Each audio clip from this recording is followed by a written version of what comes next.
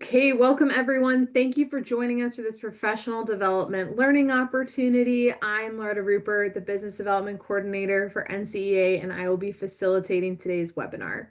Just a few housekeeping notes as people are joining. If you have questions during the presentation, please feel free to use the Q&A window. We will monitor the questions and try to answer them in the allotted time. At the end of this session, I will share a link to the online survey and how to receive a certificate of completion for this webinar. Today's webinar, Building Mission Aligned Financial Strategies, is brought to you by Clarity. Our speaker today is Drew Coco, who is the Vice President of Client Experience at Clarity. Drew focuses on ensuring that school users have training, resources, and the support they need to make the most of Clarity's financial aid, contract, billing, and billing software products. Prior to Clarity, Drew has spent his first 14 years of his career as an English teacher, rugby coach, and the director of enrollment and financial aid. This webinar will explore the financial aid strategies to ensure your enrollment and revenue goals are met while admitting mission-aligned students. We'll also show you how to apply net tuition revenue to maximize your team and resources no matter the size. Before we begin, let us take a moment of silence as we begin in prayer. In the name of the Father, Son, Holy Spirit, amen. Heavenly Father, I place my trust in you. In moments of doubt and despair, fill my heart with the light of your hope. Grant me the strength to persevere, the courage to face challenges, and the faith to believe in your promises. May your hope sustain me today and always. Amen. In the name of the Father, Son, Holy Spirit, amen. Thank you so much again for joining us today. I will now turn it over to Drew. Thank you so much, Loretta. Thanks for having me. Welcome, everyone. I appreciate you taking the time to attend this webinar. A couple of housekeeping notes before I go to present. I am on my laptop instead of my dual screen, so I won't be able to have the Q&A up visible while I am presenting. So I would encourage you, though, to please feel free to ask questions in that Q&A, and Loretta is going to shuffle those questions over to me as I'm presenting. I do want this webinar to be as interactive as possible, so I encourage the use of that Q&A while presenting. I'll have a couple of slides too where we're going to take some active polling, so please do feel free to participate in those as well. So we're going to go ahead and get started here.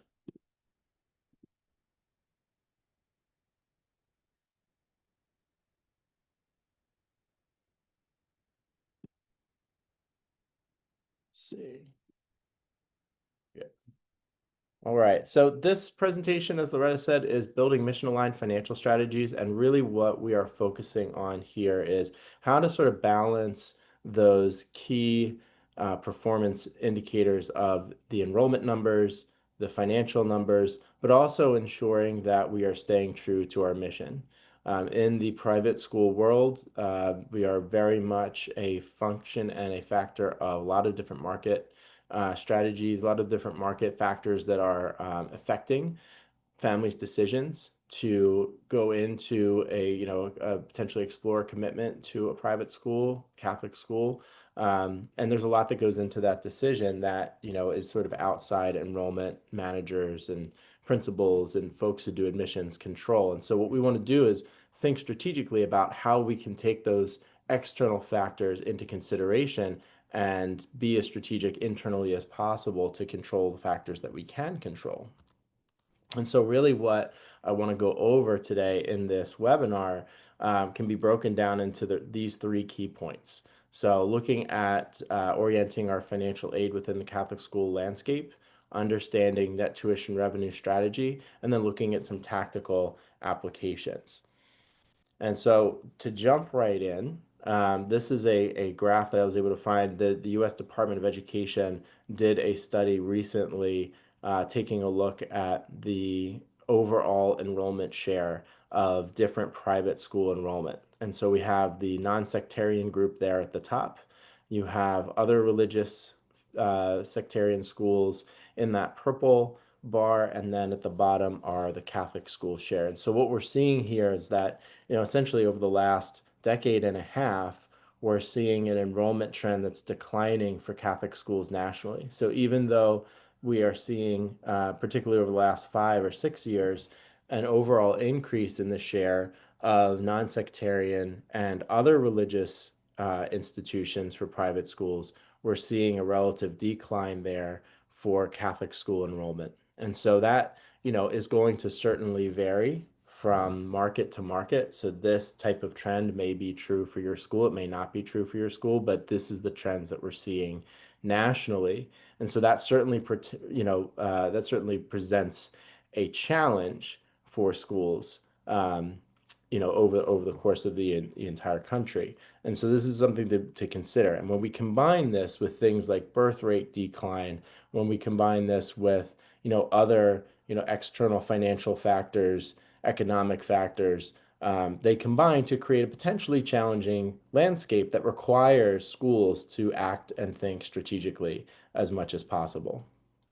The other thing that I wanted to point out here, I found this graph from NCEA actually. And this shows that, while there was, this is this sort of, I think, tells the story, in other words, of what we're seeing in schools in terms of why we're seeing those tuition rates go up, why we're having trouble in Catholic schools writ large with sort of enrollment, with staffing, with revenue. Um, when I was a student in Catholic school, I had a lot of, um, clergy be my teachers, whether that was a priest or whether that was, a sister. Went to a Catholic school, it was the Sisters St. Joseph, and there were a lot of religious who were my teachers. But then as I got older and stayed in Catholic schools, I would see more and more lay staff. And I think that's what we're seeing over the course of really the last couple of decades is this massive decrease in religious staff and this massive increase in lay staff. And so certainly when you have lay staff involved now, that's a very different economic model for a school that, in essence, with its mission is looking to run a pretty tight margin, right? Catholic schools, parochial schools, right? These are not schools that are running, very fat margins. They're schools that are running very lean. And so when you're introducing those types of factors, those economic factors in, it really creates some challenges. Combine that with a decrease in overall birth rate. We're seeing a decrease in families, particularly millennial generation, Gen Z, being overall less involved in church life. Also creates some challenges because a lot of times, particularly for parish-driven schools, it's really the population at the parish who's going to church on Sundays, who's volunteering, at the soup kitchen, who's helping out with St. Vincent de Paul and all of the other things that church might be involved in. Who are those folks? And if there are fewer of those folks, they're less likely to be attuned to, the option of attending school through that parish church school. And so that's really resulting in tuition rates increasing much, much faster than families overall can keep up with. Catholic schools do still remain overall in the private school sphere, really more of the affordable option, but they do become less affordable when you have these types of birth rate involvement and economic factors as headwinds for you. So my first question here within these headwinds, if you are able, uh, I would love to take a poll here. This is a live poll. So you can grab your phone and scan that QR code. And I'm really, really curious of the folks who are here, what the answers shape out to be. So I'm going to give a couple minutes for this live poll. Then we can take a look at the results here. So if you're able to just grab your phone, scan the QR code, and then respond with all of these headwinds, I'm curious how many folks are fully enrolled.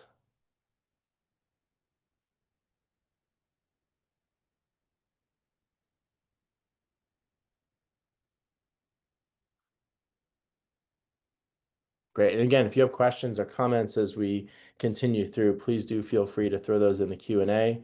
And then Loretta will funnel those over to me, and I'm happy to answer and respond as we go.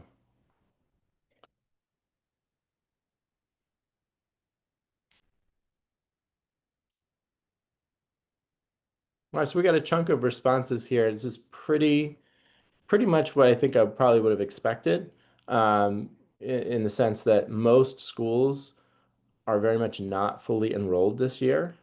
You've got some lucky folks who are fully enrolled, but for the most part, uh, either no one is fully enrolled, or we've got diocesan groups who maybe have a couple and maybe have a little bit of a mixed bag. But for the 80% of respondents, have at least some schools that are not fully enrolled. So this is a pretty typical response, I would say, nationwide. And so I think there's a few different factors that we can sort of dive into to try and think about, if I am not fully enrolled, how do I maximize the revenue that's coming in? If I am fully enrolled, how do I remain sustainable in the face of these headwinds? And if I have a little bit of a mixed bag, how can I move from that not quite fully enrolled to maybe making the most of the pipeline that I do have? And those are some of the strategies that we're really going to be covering here today. Okay, so within the overall toolbox that you have, my argument here, I think my thesis is that using a net tuition revenue model is really a very key part to that strategic enrollment management toolbox. Right? We have a lot of different levers that we can pull. Parent ambassadors, we're looking at our overall admissions funnel, events at the school, church related outreach, etc. But once we actually are working with an admissions funnel, we're working with a group of families that are looking to potentially enroll in our school, then our ability to yield those students and to yield them at the maximum possible revenue that is both fair and mission aligned to the school, but also fair and appropriate for the family really comes down to careful data tracking and management of net tuition revenue strategy. Okay, and I want to talk a little bit more about this idea of strategic enrollment management. So this slide actually comes from the Enrollment Management Association, um, recently rebranded to E3N. And they sort of put out this sort of best practice strategic enrollment spectrum that really looks at the wider range of different levers or different tools, as I say, in that toolbox that you have to work on ensuring that your enrollment can be healthy and that you're approaching those efforts strategically. And so what we're really focusing on today really comes down to the tuition and financial strategy in the orange on the left bottom side. But all of these other tools in your toolkit are really, really important in order for you to build a sound strategic enrollment strategy. So I say that to really underscore that what we're talking about here today is one slice of a much larger pie. It is not a, one size fits all, one single answer to everybody's enrollment problems.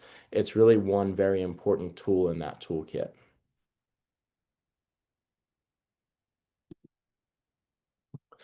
And so I'm going to, illustrate how careful management of your financial aid and your revenue approach can work really well. And this slide actually comes from a good friend of mine, uh, who was the vice president of enrollment management at LaSalle College Preparatory School in Los Angeles.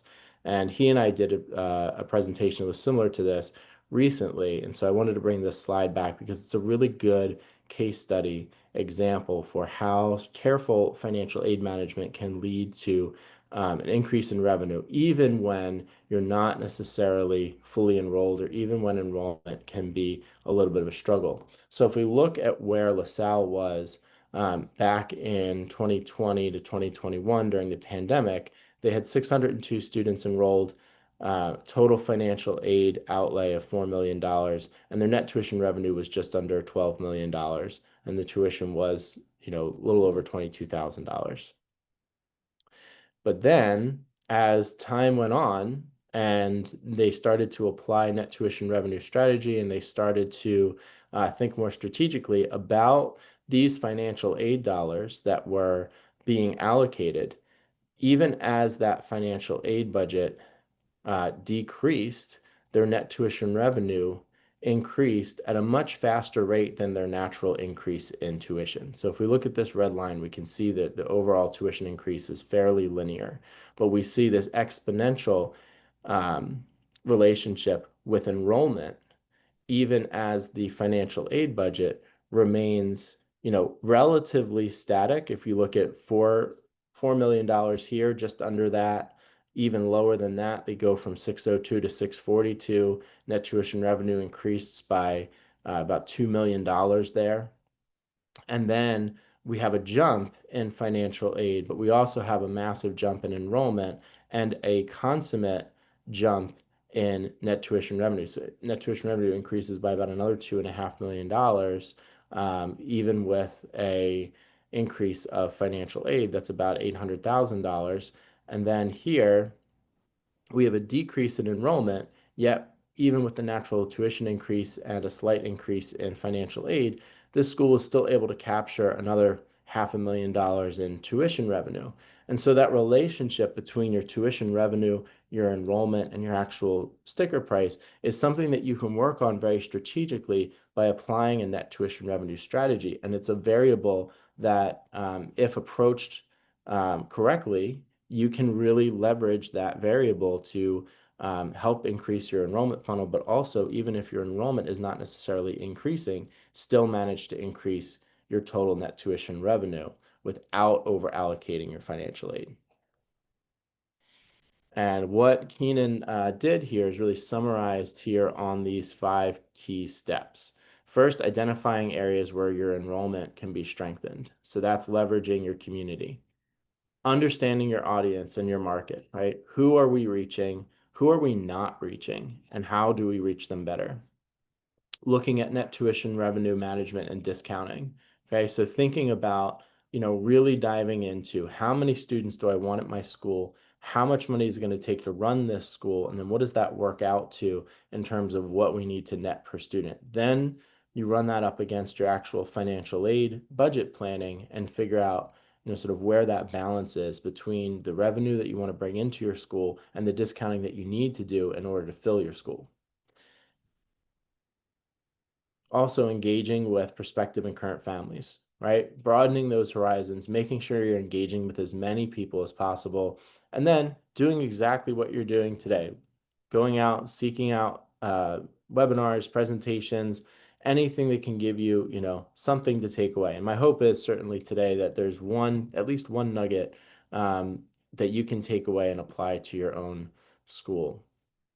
To continue with sort of what we're seeing nationally in terms of how we work with net tuition revenue, we have to acknowledge that right now, according to NBOA, that's the National Business Officers Association, there is a growing gap between operating expenses and net tuition for all schools. In other words, for our schools, we don't typically charge tuition to meet the full cost of attendance, right? There's usually a gap there between what the tuition sticker price is and what it actually costs to educate a student.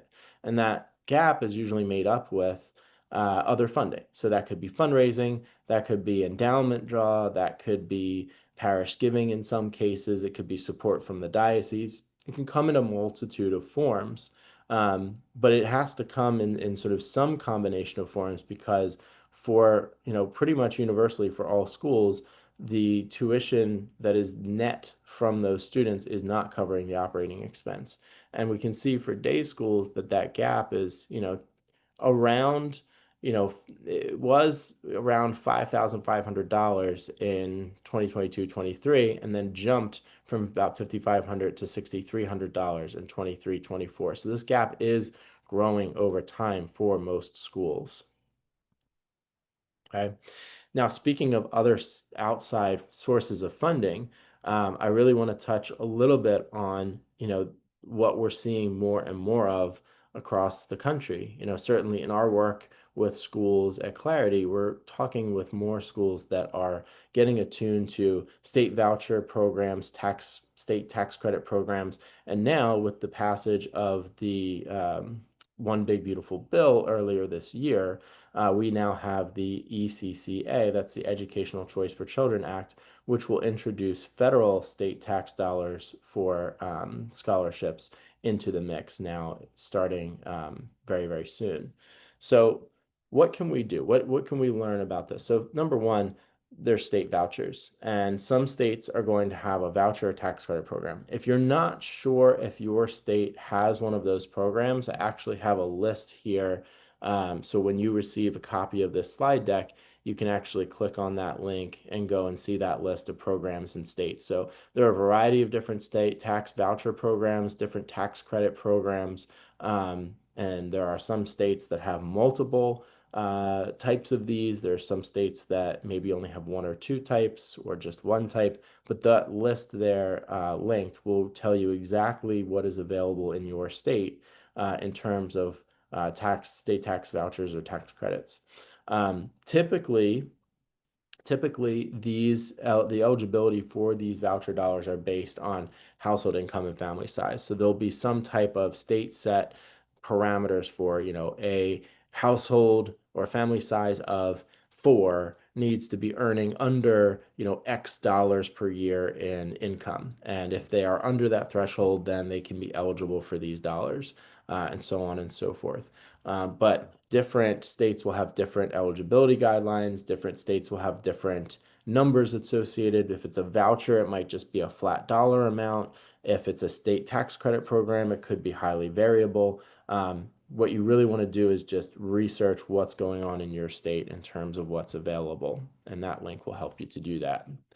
And so if you haven't heard of the ECCA, I want to talk a little bit about what that is. It's called the Educational Choice for Children Act. And what it does is it introduces federal tax dollars into a tax credit for scholarship program. It also would cover any ancillary costs. And this is for both public and private school students, but specifically here, right, it can cover not just tuition, but also lunch costs, laptop or other equipment costs, tutoring fees, that sort of thing, so that students, families who may not be as well off have the opportunity to take advantage of some of those services or even access schools that they would not have been able to access otherwise.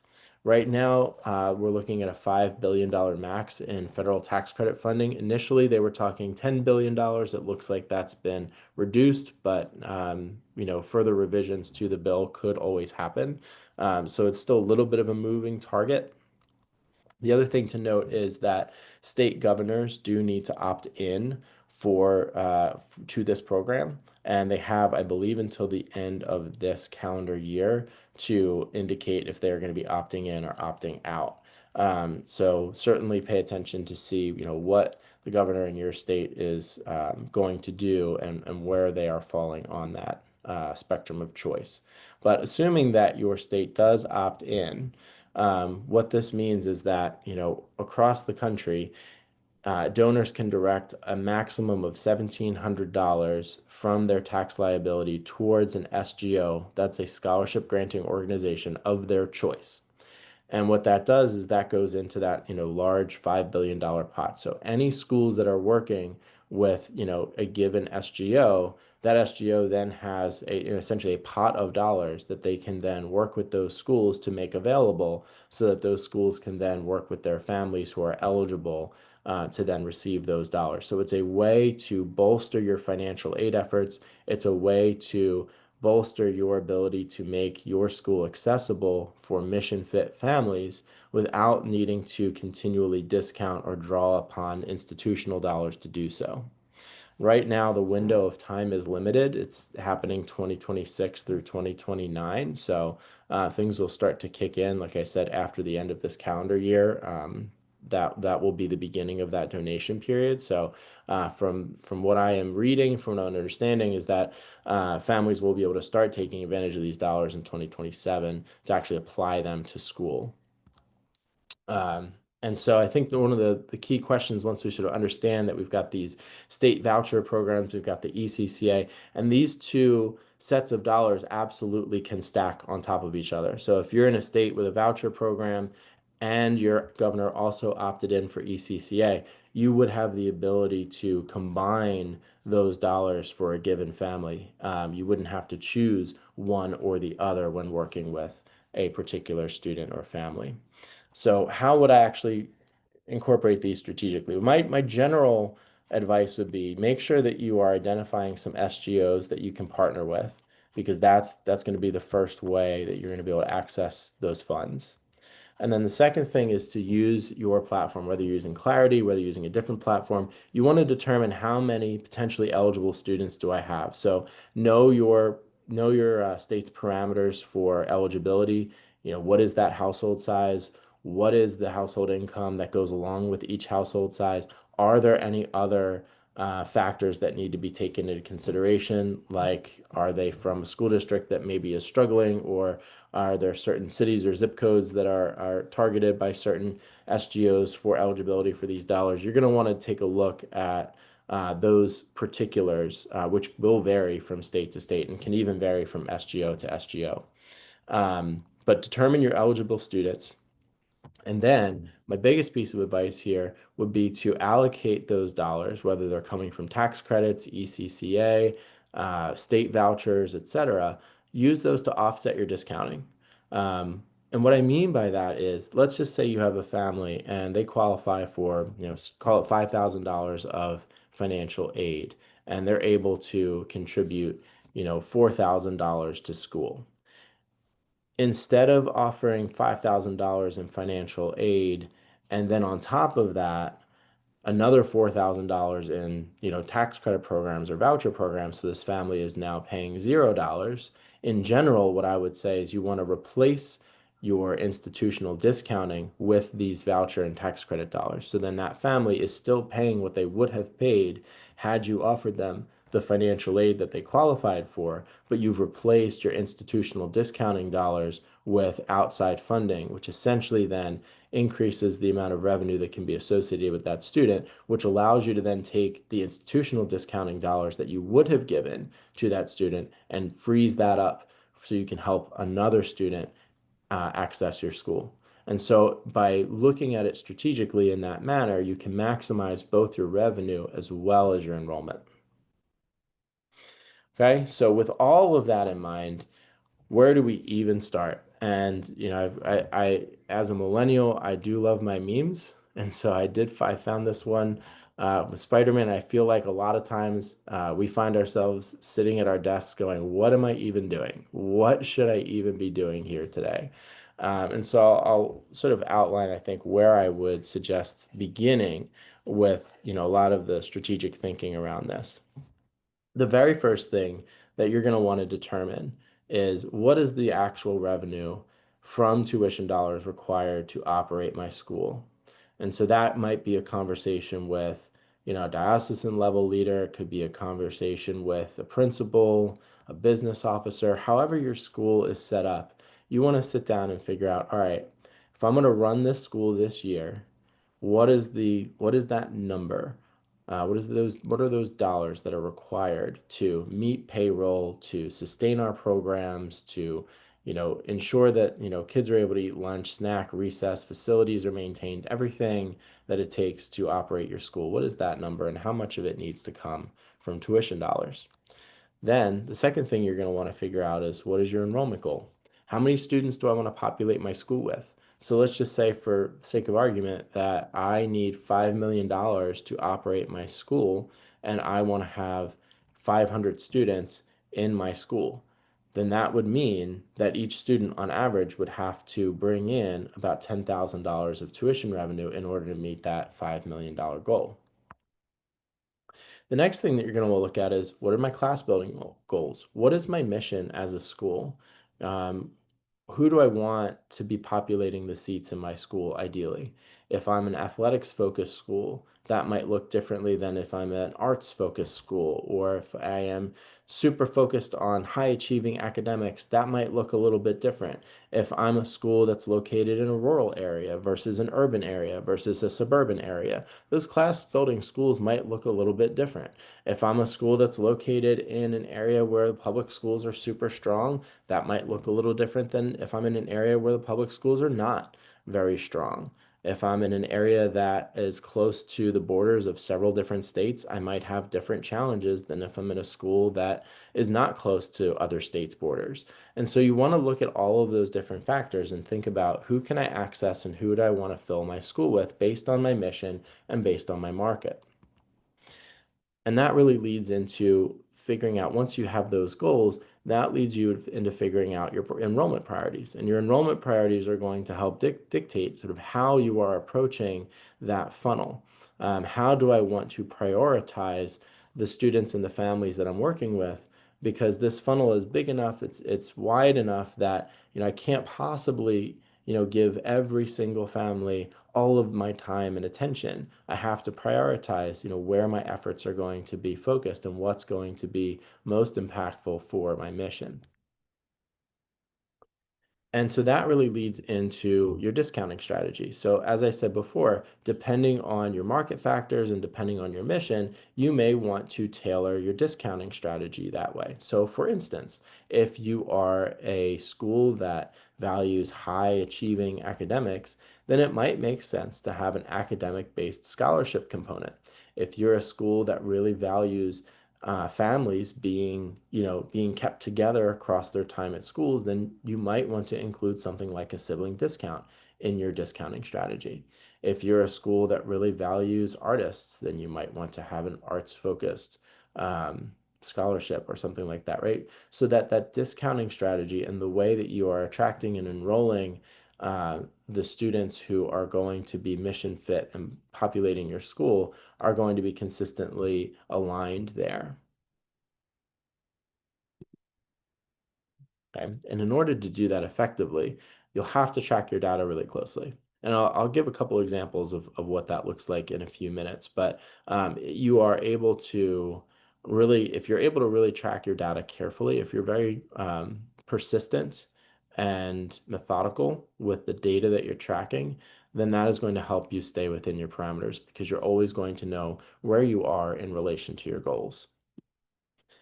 But the last thing, and I think the most important thing, I think, that I would like to impress upon this group here is that understanding that financial aid is a function of enrollment, right? And what I mean there is that your three big variables, the revenue that you need to operate your school, so your tuition, your actual tuition revenue that you're realizing, your enrollment number, how many students you're bringing into your school, and then your financial aid or your discounting, right? All of that together. Those three variables are codependent. In other words, if you change one, the other two will also change. So if I say I want 5 million, I need $5 million to run my school and I want to enroll 500 kids, then I have to make sure that I'm netting at least $10,000 per student in order to meet that goal at that revenue number.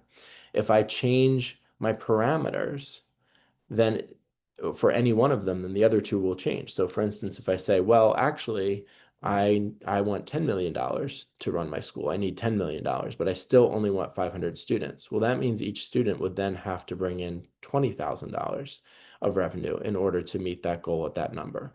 Or if I were to say my new enrollment goal is, 1,000 students, and my revenues $10 million. Well, now we're back to $10,000 per student. And the amount of discounting that you're going to need to do is also going to be a function of that number. So if you want to enroll more students and you want to keep that revenue ratio, then you're going to need to adjust your financial aid discounting. So the more students you want to enroll, the more raw dollars of financial aid it's going to take to get there. The fewer students that you want to enroll, then you can probably back off on the raw dollars of financial aid, as long as the ratio of revenue to aid or discounting remains the same. And so they are codependent variables. And I think that's the biggest thing to kind of keep in mind. So I'll pause here for kind of just to see if there are any questions so far before we kind of dive into some of the nitty gritty numbers, etc. I haven't seen anything come through yet, but I'm not able to actually look at the Q&A. Okay, great. All right, so I'm going to do a little activity as we kind of dive into this a little bit. So I would encourage you to to do this, you can, pull out a notebook, or you can just, open up a notepad document or something like that. But I want to actually have each of you do this really quickly. It's only going to take, a couple of minutes. But what I want to take a look at here is sort of how you would rank financial aid, right? What are the different reasons that we leverage this tool? And so you have sort of five different objectives, and the objectives are defined at the bottom left-hand side of the slide. So access means opportunity. Diversity is socioeconomic or any other types of diversity balances. Affordability is attracting families. Enrollment is filling seats, and merit is recognizing achievement and potential. And so what I would like you to do is assign one ranking per objective. So for instance, you wouldn't be able to say that more than one of those objectives is extremely important, right? There's one ranking per objective. And so what I'd love for you to do is just take a minute to do this exercise. You don't need to share your results, but match the ranking to the objective in a one-to-one.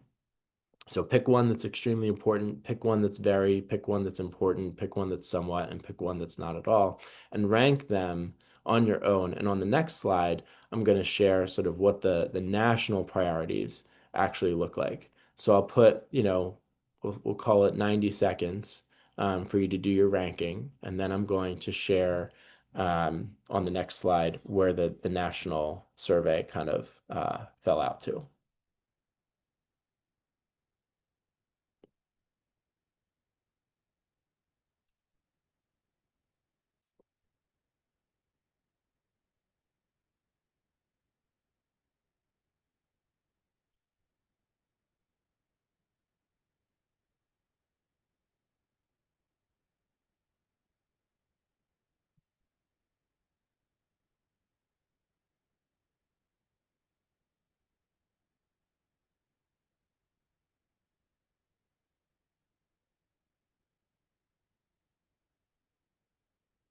Okay, give it about another 30 seconds for this quick exercise.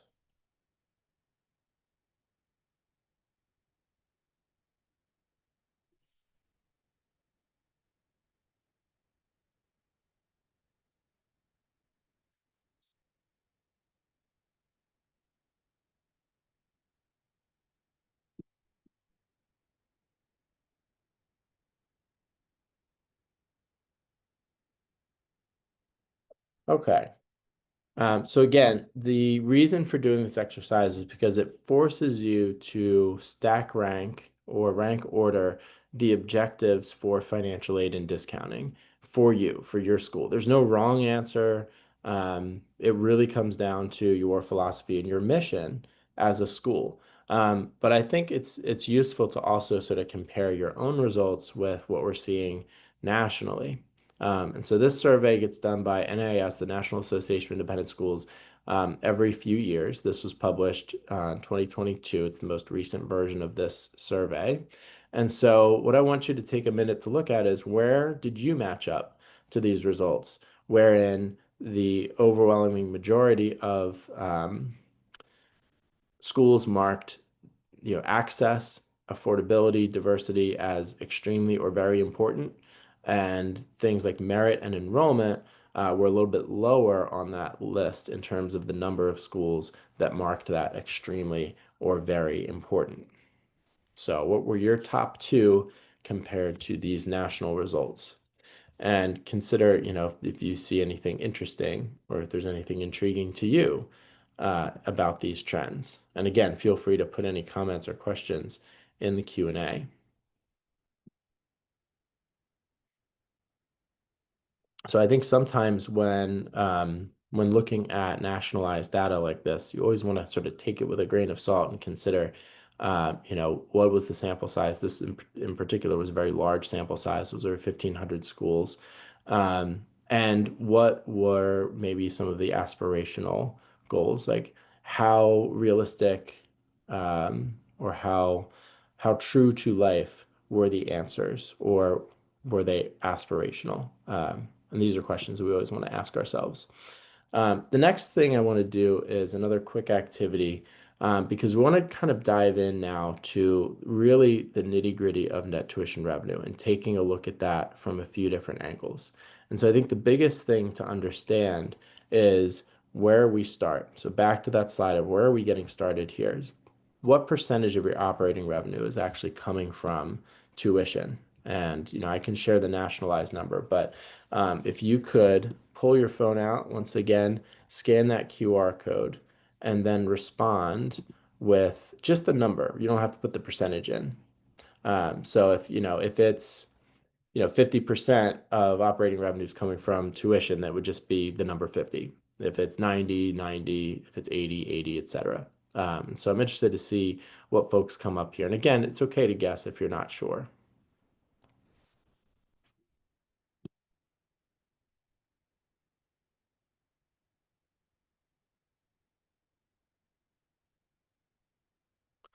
Yeah, I see a Q&A in here. So as folks are answering this, the difference between access and affordability in terms of reasons to leverage financial aid. Yeah. So access is actually giving families the opportunity to go to your school, whereas affordability is attracting them in the first place. Right. So affordability would be like, hey, did you know we have this scholarship program? Because we have this scholarship program, maybe you would like to apply. Whereas access would be the actual act of looking at the families and really putting your thumb on the scale for families who need a lot of support and really focusing your financial aid dollars to sort of that bottom quartile of income families. So there's a shade of difference there. But again, affordability is almost like how you're advertising the way that you do your discounting, whereas access is really focusing your discounting towards the sort of the lower end of that income spectrum. So hopefully that helps. If you need any further clarification, please follow up in the Q&A here.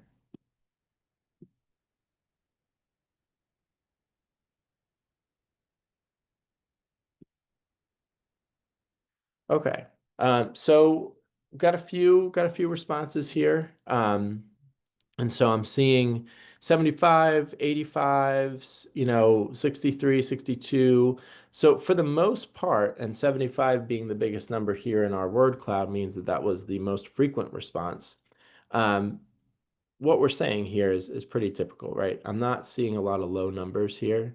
I'm seeing pretty high numbers. So your schools are really, really relying on um, tuition dollars to operate your school. And this is typical. Nationally, right now, it's about 73.5% that schools are relying on tuition dollars to run their school. So you're looking at, tuition dollars needing to account for if you've got a $10 million budget, you're looking at those tuition dollars needing to account for about $7.4 million of that $10 million budget. And so I say that, and I sort of bring this up to sort of underscore just how important it is for schools to be strategically leveraging their discounting, their financial aid strategy to make sure that they're reaching that revenue number, but also that they're reaching that revenue number with their enrollment goal for mission fit kids.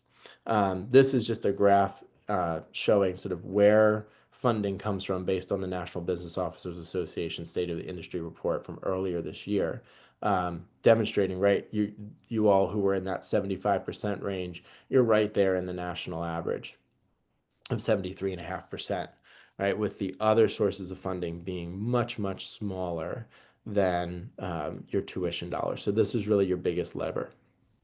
And the way that I would recommend thinking about this with this in mind, um, you know, is to really try to get away from that traditional notion of financial aid as a bottom line cost. And this is really where net tuition revenue strategy comes from, is taking a look at that revenue number. What does that 75% actually look like for me in terms of dollars? And getting away from this sort of traditional way of looking at financial aid. I think we've all seen ledgers like this where we have our gross tuition and fees here at the top, and then, how much we spent on financial aid, leaving us with, X dollars of net tuition revenue and fees. This is sort of I think, a it's kind of the traditional way of looking at it, and I think it's a restrictive way of looking at it, and doesn't allow you to really leverage strategically your discounting because it always looks at it as a net bottom line cost. And the reason for that is, um, ultimately for most folks in most schools, tuition discounting and financial aid really are just that. They're really just a discount.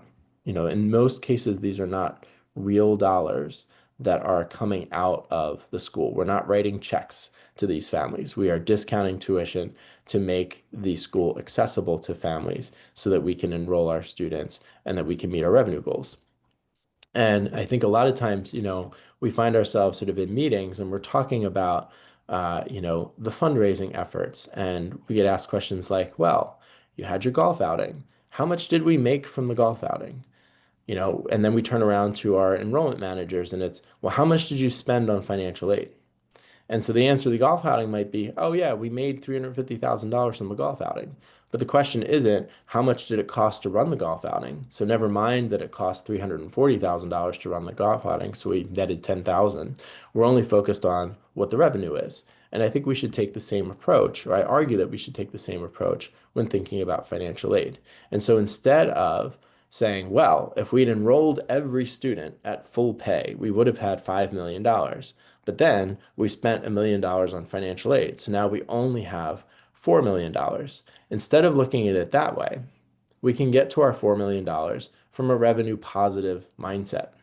And so that would be instead of looking at the $1 million of discounting that we did, we look at how much revenue did we receive from students who are receiving some type of need-based discount like financial aid. Well, that was $1.5 million. And then we received another $500,000 of revenue from students who were receiving merit awards.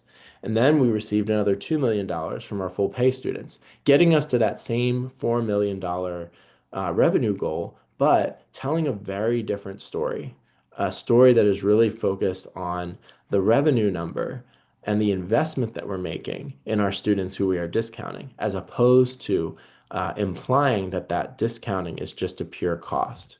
Because ultimately, if we didn't make that investment in those kids who were showing need or those kids who were showing merit, all of whom, clearly were worth offering some type of discount to, some type of investment in because they brought something positive to your community. If we take all of that off the table, then really we just have our full pay students left. And instead of the $4 million to run our school, we're now left with only $2 million. And so that is really the heart of understanding net tuition revenue as a strategy. And if there's nothing else that you take away from this particular presentation, I would say that really is the key understanding of just shifting that lens and shifting that mindset away from financial aid and discounting as a cost and towards the idea that this is another strategic tool that we can wield in order to reach our revenue and enrollment goals. Okay, which brings me to my final poll question. How do you determine your financial aid budget? So if you can pull your phone out one more time, pull up that QR code. I'm very curious to see where folks fall. Do you figure out your financial aid budget primarily based on what you allocated in the prior year? So last year it was $1 million. This year it's going to be $1.5 million. Is it in collaboration with your president, your business officer, your finance committee, or any diocesan leadership? Is it just kind of handed to you and you just sort of work with what you're given? Or are you really not sure where that number comes from?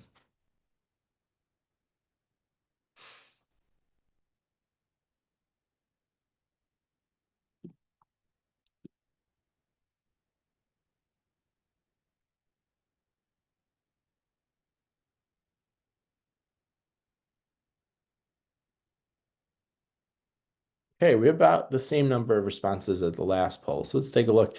So I think it's great. Half of you are doing this in collaboration with your president, business office, diocesan leadership, et cetera. That's great.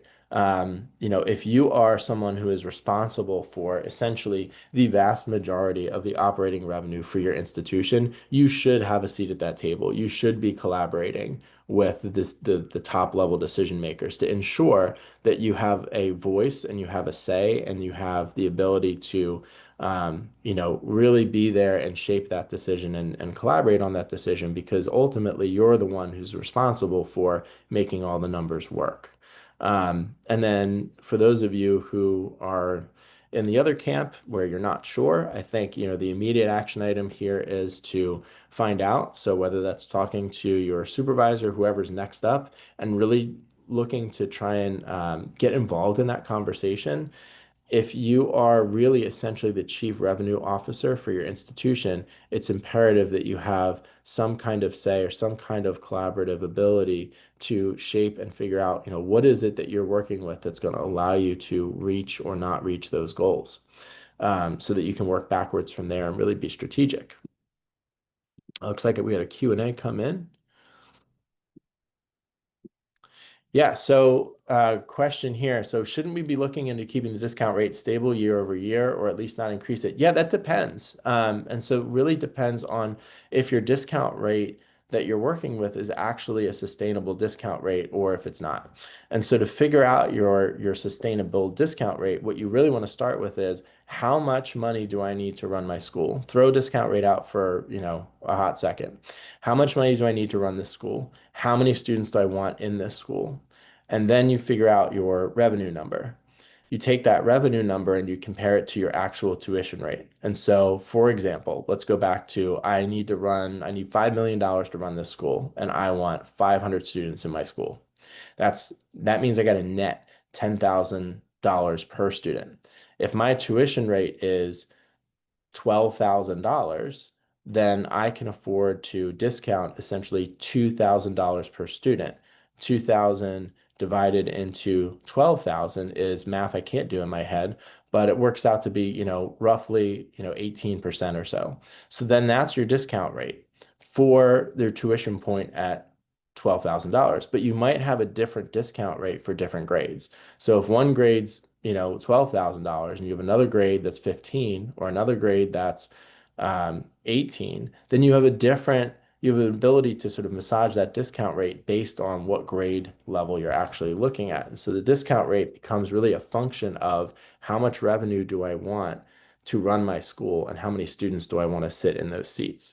And I'll have a table kind of showing that a little bit later. So there might be an opportunity, in other words, for you to decrease that discount rate or massage that discount rate in order to maximize the revenue that's coming in per grade and overall for your school.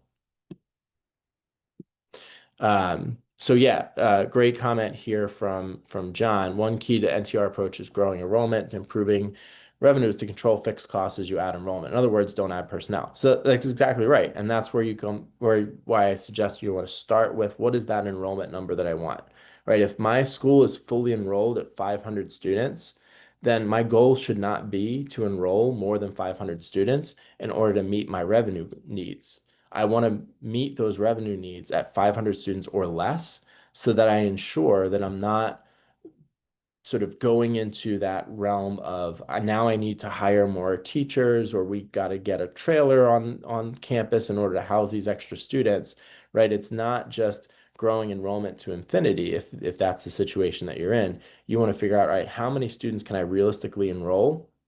And then how much money do I need to run this school? What does that work out to per student without needing to then enroll a ton more students just to meet my revenue goals? So you're exactly right.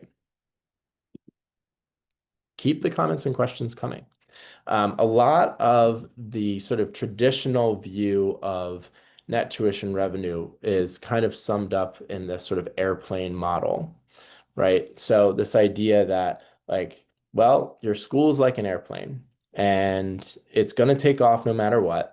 So I might as well just fill the seats because this plane's going to take off regardless. And so I just fill those seats at whatever people can pay. That is a very flawed way of looking at financial aid, looking at net tuition revenue, because what you end up with at your school really is not a plane that's taking off and landing one time. it's taking off and landing over and over and over again. Every time that plane lands, people get off, right? They graduate, they attrit, and then new people get on that plane, and then you fly it again. And so what you don't want to do is run yourself into a situation where you have all of these students who are over discounted, and now you can't afford to keep flying your plane. And so that's where that discount rate to revenue calculation comes into play and becomes very, very important. um, if you are able to maintain that ratio of discount rate to revenue, then it really, you can enroll as many students as you need in order to fill your seats without having to worry about, what was the raw dollars? Did I go over an imaginary budget? I kept that ratio the same and I enrolled my school, which means I hit my revenue goal. Question here that came in. How does this net tuition revenue strategy intersect with the afford to pay recommendation from a third party financial aid application? It's a great question, right? So what I would say is this. Uh, every time I ask this question to a group of folks in a room, I say, all right, raise your hand if you think there is one single down to the dollar correct number for what a family can afford. And no one raises their hand because ultimately affordability is a range. So any, third-party financial aid application, whether it be Clarity or someone else, what we're giving you is our best guess based on mathematics and the algorithm and the methodology settings that you choose as to what this family should be able to afford, right? But it's the reality is that if you've got a family that, has an affordability number that's, call it $11,000, then it's probably true that they can pay, say anywhere from nine to $12,000. And so what you want to look at then is to apply sort of the art of financial aid to the science, the math that's coming out of the platform and say, all right, can I yield this family at $12,000, or do they need to pay 11, or do they need to pay 9 because there's something that the platform can't take into account? But if you can look at that and say, look, it's fair for this family to pay $12,000, which is a little bit over what the system is suggesting, and I know that I will yield them for that, then, good financial management would dictate that you want to offer them so that they're paying $12,000. And so you figure, okay, well, I did that one time. That's $1,000. It's a drop in the bucket. But let's say that's, you do that 100 times, it's $100,000. That makes a huge difference in your budget and your ability to enroll students who are mission fit, and you're able to meet your revenue and discounting goals. So that's really what it comes down to. And that's where I kind of was referencing earlier about good data tracking. It's a good question here from Anonymous. How do you balance large tuition increases to make the school sustainable with increases to financial aid? Is there a range of tuition increase that's recommended or not recommended? It sounds like we're charging too little and can't afford to continue discounting with our current tuition rate. That's a great comment. So there's a couple ways that you can do it. What I typically would do, and if you want to email me later, because this will be outside the scope of this particular presentation, I'm happy to share some of my tables with you. What I would do is I created a table modeler that would help me see sort of what families would be paying if we were to increase tuition at certain rates. In particular, that's helpful when you have families that are doing sort of a tuition jump at different grades. So maybe they're moving from fifth to sixth, and there's a tuition jump in addition to the tuition increase that's happening in the school. And so what you can do is then model that out and figure out, all right, which families are going to get hit the hardest and how close were they to, maximum affordability, and who do I need to keep an eye on when they reapply next year. The other thing that you can do is you can create a graduated table by which you have the students with the highest need bear the least relative tuition increase, and the students with the least need bear the closest to the full tuition increase. And you can massage it kind of that way. And if you model it out, you can see sort of what types of ratios will allow you to be sustainable. Again, that's a fairly complicated table. I'm happy to share it separately if you want to send me an email, but that'll be outside the scope of this particular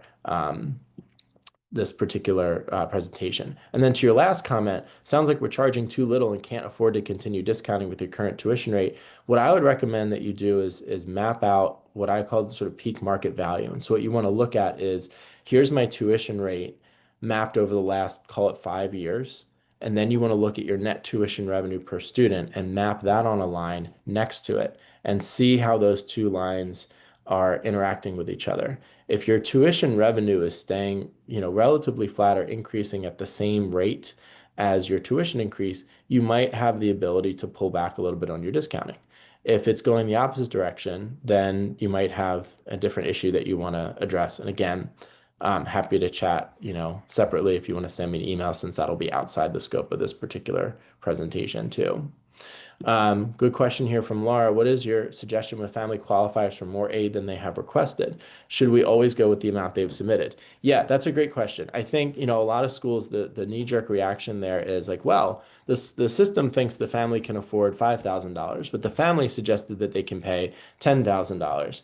To me, then that's a conversation. I would look to try and bring that family to a place that's close to that $10,000 mark as opposed to the five, because they may have sources of outside funding. And that's where it's a conversation, right? You want to find out, well, is grandma helping? Do they have, an aunt or uncle who's also helping to fund their education? Do they have some outside sources of funding? Are they planning on drawing down on their 529s? Try and get an understanding of where that family is coming from and why they feel that they're able to afford that number without revealing to them that the system is suggesting a different number, so that you can really understand whether, how fair it is and how appropriate it is for you to have them be closer to that higher number as opposed to the lower number. But when you are in that situation, yeah, if at all possible, you're going to want to try and make sure that you can justifiably get them in at that higher number, assuming that, that was an accurate guess on their part, which is where you want to do a little bit of that fact finding and just make sure you understand, where that extra funding might be coming from. Because it also might just be that they really have no idea and they just put a number down. And so we don't want to, certainly overstretch families inappropriately. Um, so just quickly here, I want to just share. Now, this is a little bit of a wall of numbers, but this is, a real screenshot from some of the work that I did at one of my schools where I was tracking all of the data in terms of my discounting benchmarks in terms of my net tuition revenue. And I'm going to highlight just the sort of the key things here. So I would set, my goal enrollment here in this case was 270, and my goal total tuition revenue was, just about 4.6, just under $4.7 million. And at this particular juncture, I had actually managed my discount rate to be about 4% lower than my goal of 28%. And I was able to keep my actual goal, my actual net tuition revenue number to be, just about $400 more per student than what I had calculated to, which allowed me to actually reach my net tuition revenue goal and exceed it by 2% that year while meeting that same total enrollment goal. And so by tracking those things, you're able to sort of see where you are every step of the way to ensure that your revenue goal is being met, that your enrollment goal is being met, and that your discounting is staying on track. I would also recommend doing this grade by grade. And so this kind of gets to one of the questions that was asked earlier in terms of, well, how do I manage my discount rate? In any given year, you're going to have different grades might need a little bit of a different level of attention in terms of their discount rates and might have different requirements for discount rate. And so when you look at your discount rate, it's almost like treating each grade as though it were its own school. So once I figure out my total net revenue that I need for my school and my total goal enrollment for my school, then I want to figure out what part of that total revenue and total discounting does each grade actually represent. So for instance, here I have a goal of $4.1 million of net revenue. And each grade has its own enrollment goal, each grade has its own tuition level, and so each grade gets its own discount rate relative to what I want to net versus what the sticker price is for that grade. And so that gives me and sort of a mini budget for each grade. So I know that I need, if I'm going to hit $4.1 million, I need, a little over $250,000 from pre-K. I need a little more than $500,000 from third grade. I need, a little over 600,000 from seventh grade and so on in order to actually meet my goals. And so if I'm managing to those numbers, then I know that my whole school is going to remain sustainable, but I can also use this to take a little peek into the future. So if I'm looking here, I see kindergarten, first grade, third grade are all have discount rates that are higher than what I set my benchmark at. So that means that I have to be really careful about managing my financials in those grades in future years so that as the tuition rates go up, I'm actually hopefully able to bring the discount rates down closer to those benchmarks in future years so that I don't end up sort of top heavy with my discounting. And so that kind of speaks to that earlier question and comment about managing that discount rate. It's a little bit more nuanced than just sort of trying to keep the discount rate the same or possibly lower year over year.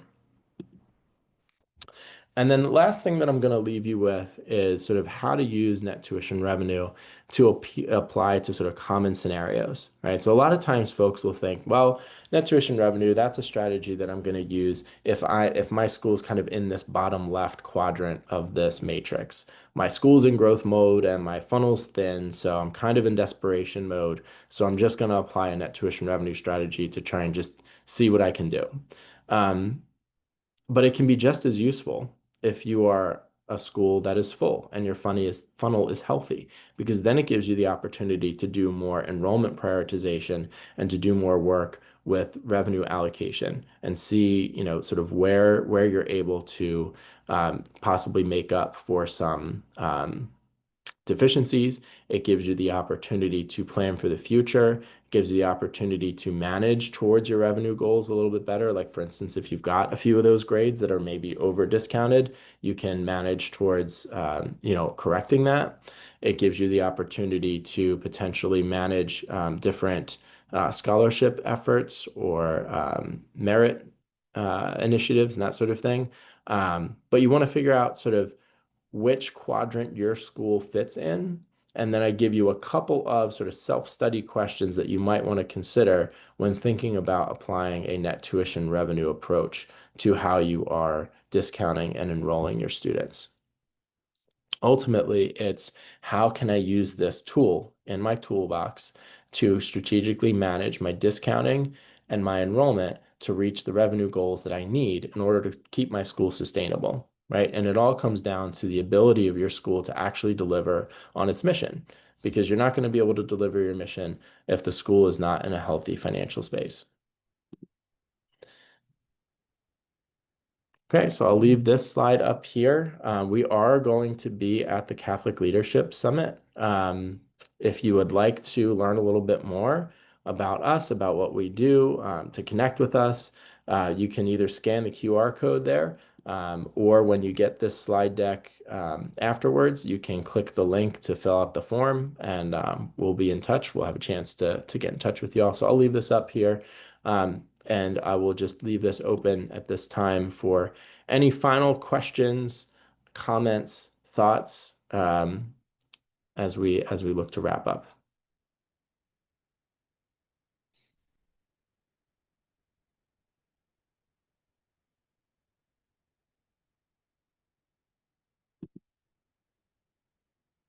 Okay, I'm not seeing anything coming into the Q&A. So I want to just say thank you to everybody for your time and for your attention for attending this webinar. Thank you again. Thank you so much, Drew. And thank you for attending today's NCA webinar. NCA continuously strives to improve the quality of our services for our members and is all based on your feedback. We will use your input to inform future work and improve services. So the survey that has been placed in the chat should only take you about 5 minutes. If you're interested in a certificate of attendance, please include your email address and name at the end of the survey. Since your certificate will be sent via an automated email, please be sure to check your spam if you do not see the email within a few minutes.